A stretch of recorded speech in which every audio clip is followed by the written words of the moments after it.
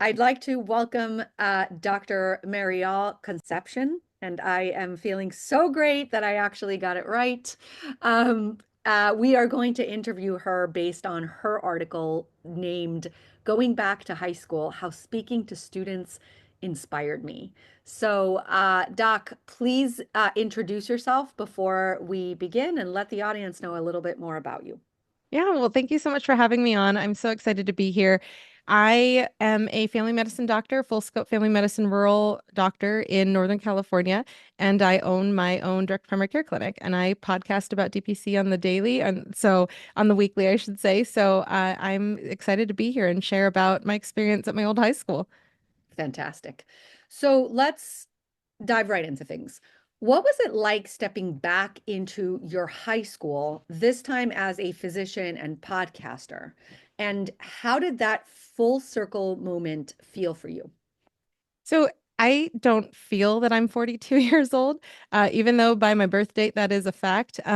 I just really felt like I'd been out of high school maybe 15 years at the most, and I felt that I was walking back into a place of home because I have so many good memories from that building that we were in when I gave the talk. But for me, it was knowing that I was home, but also with a whole new generation. And I was, a little bit intimidated about like, I have no idea what their exposure to podcasts is, but I was grateful that many of them knew what podcasting was. And some of them have even started a podcast about other teachers and alumni at McClatchy High School. So it was pretty cool. But in general, I wasn't too intimidated. It was just I didn't know what the questions would be. That's where the intimidation came from.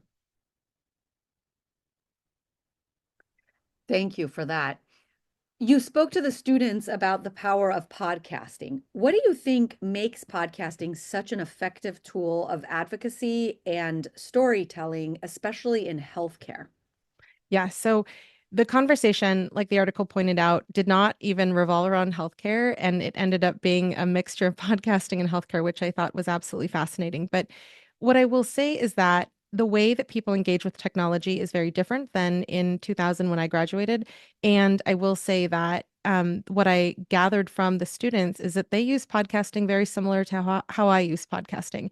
They'll be listening to podcasts as they're doing other things, as they're, working out at the gym. And what I find is that any medium that's going to be helpful for us getting the word out about advocacy has to be accessible.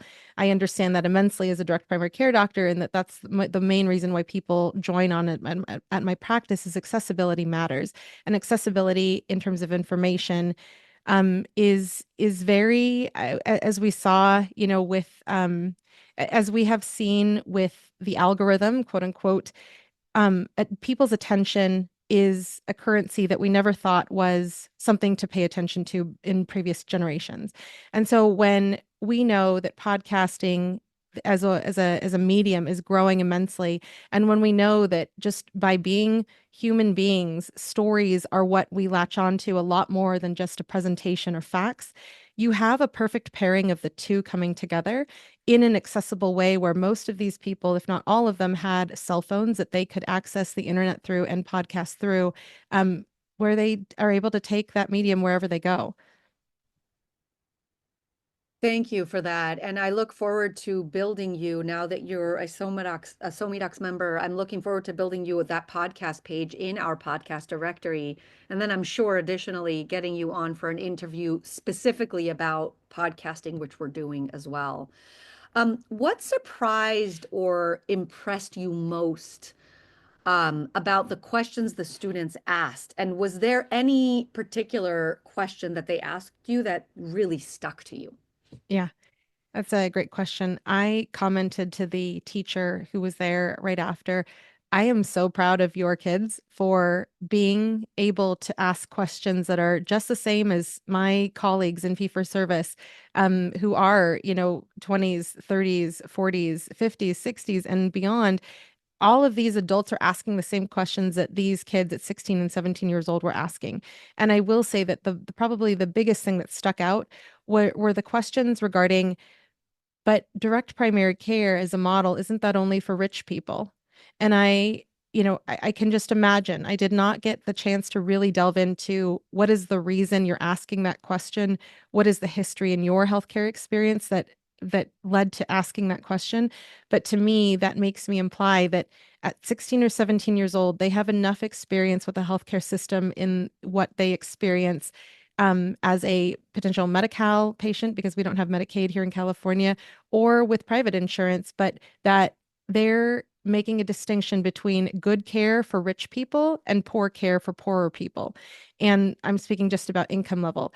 And so to me, that was the most eye-opening and the most I it was initially eye-opening, but also really sad was my initial reaction. But then after, for me, it was like, wow, we continued the discussion to explain how direct primary care is not just for rich people, that concierge medicine is not direct primary care, and that we talked about access to healthcare is not insurance, and that access to quality healthcare is possible for all Americans.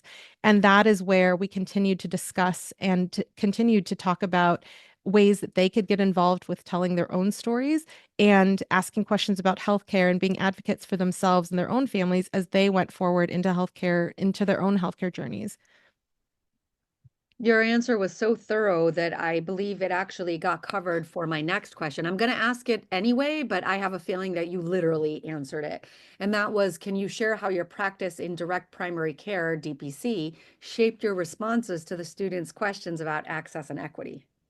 Absolutely. And I love this question because when it comes to equity, I mean, one, I'm in California. Two, I'm Filipino and I'm a second generation um, in this country. And so equity means a hell of a lot to me. And so when it comes to DPC, I gave them my example that I love giving. Here was a Medi-Cal patient who was in my clinic, paying me just the same as anybody else, having Medi-Cal on the side, bleeding at 28 weeks pregnant, and having a history of trauma from a missed abortion in the past that she had experienced in the emergency room, where she was treated like, no big, you're not dying, like you don't really matter. So when this patient of mine, Medi-Cal patient, had bleeding in her second trimester of pregnancy, and I said, hey, meet me in the clinic within 30 minutes. And I was able to show with my point of care ultrasound that her baby was still healthy and alive, moving. There were no concerns that I had immediately in that moment. And I saw that patient cry tears of joy and not tears of pain or trauma. That that story is so powerful, and it demonstrates that I don't discriminate based on what insurance a person does or does not have. I just take care of the human because I went to human doctor school. And that was demonstrating equity, where the whole room had a little bit of a moment of, okay, we got to digest that for a second, because you not only told us that amazing healthcare is not just for rich people, you backed it up with an example. We got to think about what our next questions are. Once again, your answer was so thorough, and thank you for sharing that. You actually went into the next question, so your answers are completely on point. Thank you for that. The next question was going to be that you mentioned that some of the students may have experienced healthcare gaps firsthand, and how did their lived experiences change the way that you approach the conversation? If you can think of anything else to say in that regard, then please add it now. Otherwise, we'll move on to the next one. I think the biggest thing is that I could see the discussions amongst the teenagers in the room. And I think that for me, it really planted a seed that they can actually get more than what they're getting. They can get better than what they're getting. They can get health care and not just insurance. Thank you for that. And in your opinion, how can we start integrating conversations about healthcare into earlier stages of education, like middle or high school? Yeah, I think that, when I think about my own journey in high school, I think that, there was a lot of time that we could, well, let me retract that. Let me state it differently. When it comes to high school education, I think that you have a group of people who are very much young adults. They are about to go free in the world, possibly moving away from home, doing things that they've never done because they're going to have to get jobs. They're going to have to, do potentially higher level of education or on the job training. And making adult decisions comes with that journey transition. And so, what I will say is that by talking to people like they are young adults is always something very big for me in terms of, as a person, even at a younger age, is asking about, their own bodily autonomy when it comes to like, oh, I just got my periods. Do I have to like die of cramps every day, or is there something I can do? You have opportunities, even when a person is young in terms of numbers of years, to really make an impact in their life when it comes to knowing that it is okay to ask questions. There are no stupid questions about healthcare. Healthcare is not insurance. And wow, you actually can find somebody who can talk with you about exactly what you're experiencing, who is trained.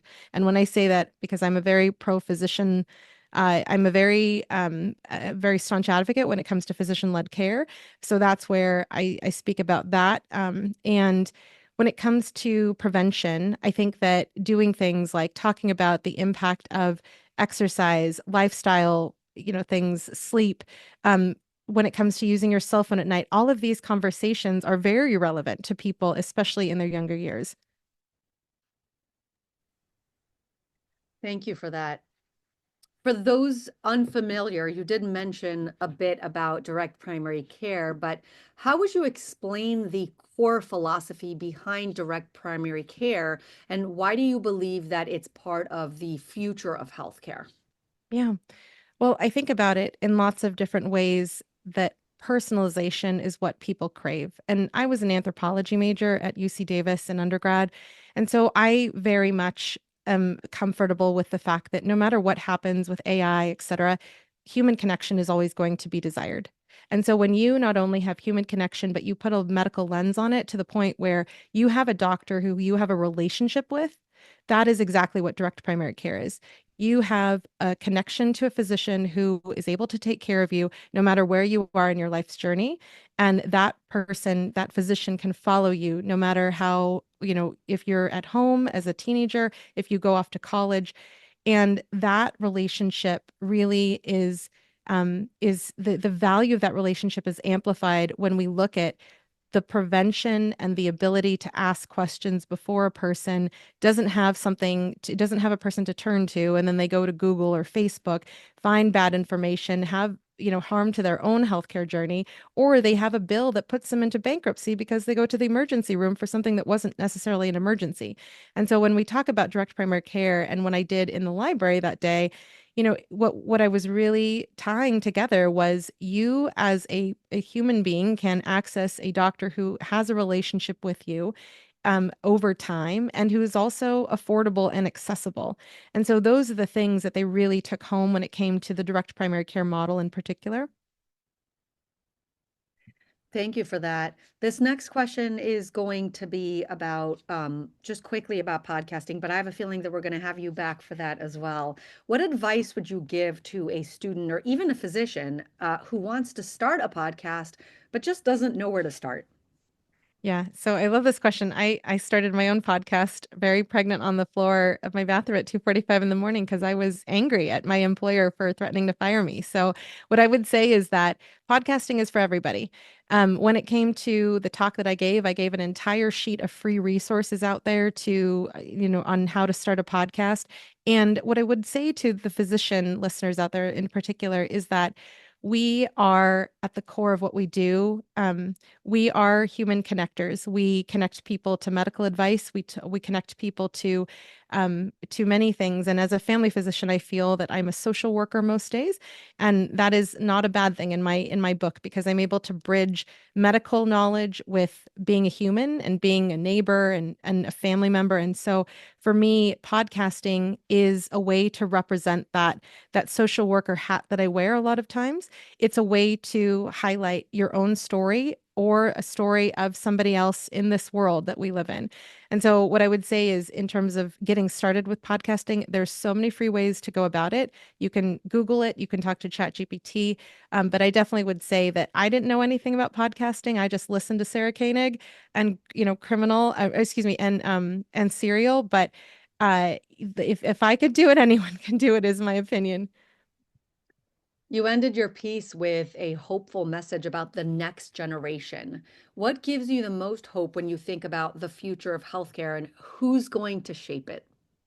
Yeah. So what I will say to that is it goes back to my experience with these 16 and 17-year-olds asking about the difference between good healthcare for rich people versus poor healthcare for poor people.